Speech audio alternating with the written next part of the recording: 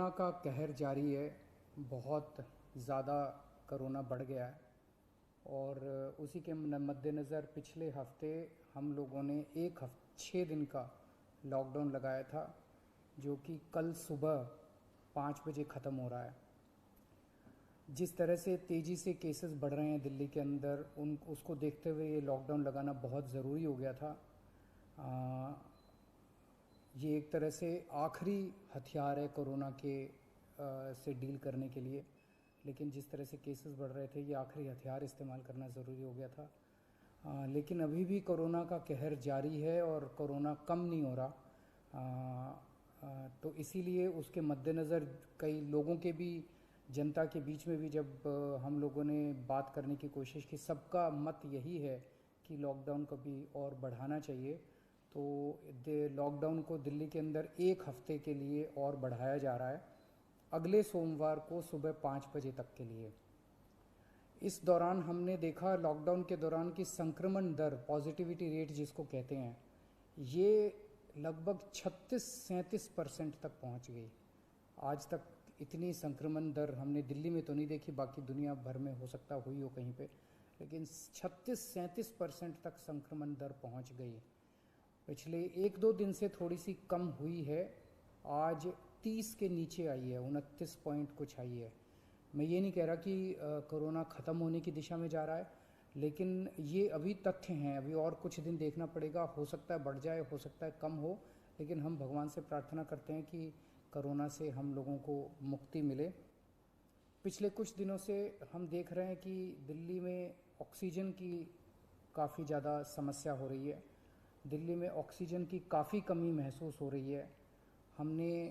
दिल्ली की इस वक्त ज़रूरत 700 टन की है और हमें केंद्र सरकार से 480 टन अलॉट हुई है। कल 10 टन और अलॉट किया केंद्र सरकार ने, 490 टन अब दिल्ली को अलॉट हुई है। लेकिन ये पूरी अलॉटमेंट भी अभी दिल्ली में नहीं आ रही है, इसका भी काफ़ी कम, एक तरह से कल 330-335 तक ही दिल्ली पहुंची है। तो 700 टन की ज़रूरत है इतने कोरोना की महामारी में, उसके मुकाबले में 330-335 ही पहुंच रही है। ये दिल्ली जो ऑक्सीजन की कमी है, दिल्ली के अंदर ऑक्सीजन पहुंच नहीं रही है, जगह जगह से जो ऑक्सीजन आनी है, ये एक बहुत बड़ा कारण है जो ऑक्सीजन की कमी जगह जगह अस्पतालों में महसूस हो रही है। लेकिन हमारे ऑफिसर्स, हमारे सभी मंत्रीगण, हमारे सभी लोग रात रात भर पिछले कुछ दिनों में, जब से ऑक्सीजन की कमी हुई है, एक एक अस्पताल जहाँ जहाँ कमी है वहाँ सप्लायर से, मैन्युफैक्चरर से, ट्रक ड्राइवर से जो लेके आ रहा है उससे फ़ोन कर करके कोशिश कर रहे हैं कि समय पे अस्पताल में पहुँचे। मैं ये नहीं कहूँगा कि सारी कोशिशें कामयाब रही, कई जगह फेल भी हुए हम लोग, और कई जगह हम समय पे ऑक्सीजन पहुंचाने में हमारी टीम कामयाब भी हुई। तो सबसे पहले तो मैं उनको जो रात रात भर काम करके और अस्पतालों तक ऑक्सीजन पहुंचाने की जो लोग भी कोशिश कर रहे हैं, उन सबका मैं धन्यवाद करना चाहता हूं कि इतने मुश्किल समय में इतनी मेहनत कर रहे हैं। क्योंकि ऑक्सीजन इतनी इस वक्त कीमती है, इतनी कम है, तो उसका मैनेजमेंट करना बहुत ज़रूरी है। तो उसको मैनेजमेंट करने के लिए भी अब कल से ठोस कदम उठाना चालू किया। हमने एक वो पोर्टल टाइप बनाया है और ऑर्डर जारी कर दिए गए हैं, जिसमें हर 2-2 घंटे में मैन्युफैक्चरर से लेके और अस्पताल तक, एंड यूज़र तक, हर एक को 2-2 घंटे के अंदर अपनी ऑक्सीजन की पोजीशन बतानी पड़ेगी। कि मैन्युफैक्चरर को बताना पड़ेगा कि पिछले 2 घंटे के अंदर कितने ट्रक उसके निकले, सप्लायर को बताना पड़ेगा कि कितने ट्रक उसके दिल्ली के अंदर, दिल्ली की तरफ जा रहे हैं, अस्पतालों को बताना पड़ेगा कि पिछले 2 घंटे में कितनी इस्तेमाल हो गई, कितने घंटे की और बच गई। ये सारी चीज़ें ताकि दिल्ली सरकार को पता रहे कि कहाँ कमी आने वाली है। तो इसके अलावा केंद्र सरकार से काफ़ी सहयोग मिल रहा है। कल भी पूरा दिन केंद्र सरकार के अलग अलग मंत्रालयों के साथ हमारे ऑफिसर्स की टीम बैठी रही और दोनों टीमें, केंद्र सरकार और दिल्ली सरकार, अच्छे से मिलके काम कर रही हैं और कोशिश की जा रही है कि जो भी सप्लाईज आने में दिक्कत हो रही है, उन दिक्कतों को दूर किया जा सके।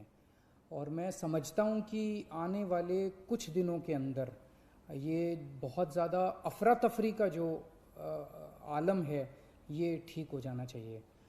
कल हम पूरी कोशिश कर रहे हैं कि जहाँ से भी, और केंद्र सरकार से तो मदद मिल रही है, और भी जहाँ से भी हम लोगों को ऑक्सीजन मिल सके, ऑक्सीजन के टैंकर मिल सके, पूरे देश से, दुनिया भर से हम पूरी कोशिश कर रहे हैं।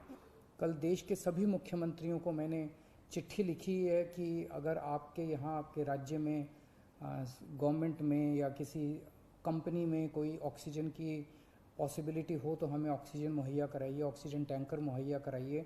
कुछ एक राज्यों के साथ बातचीत भी शुरू हुई है, जब भी कुछ कॉन्क्रीट नतीजे आएंगे मैं आपको ज़रूर बताऊंगा।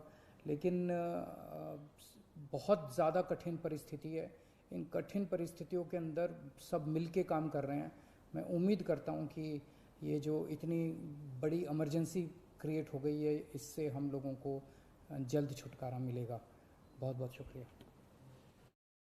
Subscribe now and press the bell icon. Never miss an update.